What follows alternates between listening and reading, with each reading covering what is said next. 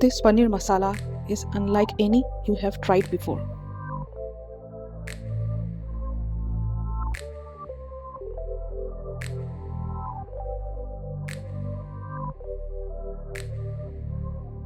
Take freshly cleaned pointed gourds, chop them into pieces, and blend into a smooth paste. Heat some oil in a pan, add the pointed gourd paste, chopped green chilies, grated ginger, cumin powder, coriander powder, turmeric, and salt. Cook until the paste thickens.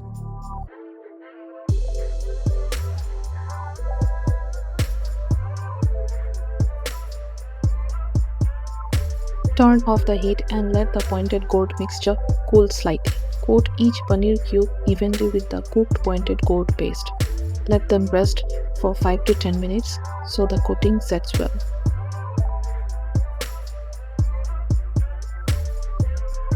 Meanwhile, prepare a thick smooth batter by mixing 1 cup of gram flour, 2 tablespoons of rice flour, a pinch of hing, 1 teaspoon of oregano, basil, and black pepper seasoning, half a teaspoon of red chili powder, salt to taste, and enough water.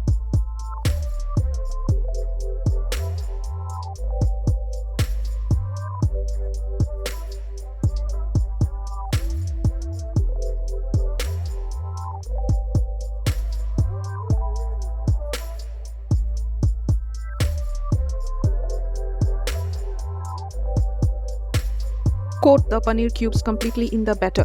Let them rest for 10 minutes so the coating sets well. Then carefully fry them on a medium flame until they turn golden brown and perfectly crispy.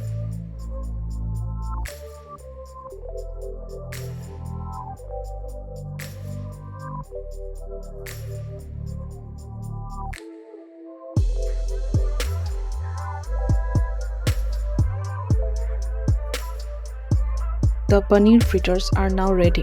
Let's prepare the flavorful curry. Heat oil in a pan, add 1 bay leaf, 2 whole dried red chilies, and 1 teaspoon of nigella seeds. Let them sizzle until fragrant.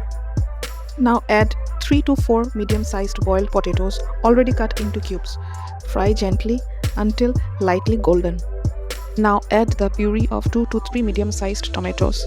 Cook until the raw smell disappears and the tomatoes turn soft. Add 1 teaspoon of red chili powder, half a teaspoon each of cumin powder, turmeric powder, and coriander powder, along with salt to taste, and half a cup of poppy seed paste. Mix well and cook for 2 to 3 minutes. Pour in enough water to make a light curry. Stir well and bring it to a gentle boil.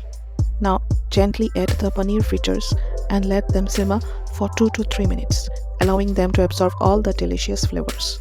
Finally, add 1 tablespoon of ghee and 1 teaspoon of garam masala. Give it a gentle stir and turn off the heat. Your delicious paneer masala is now ready.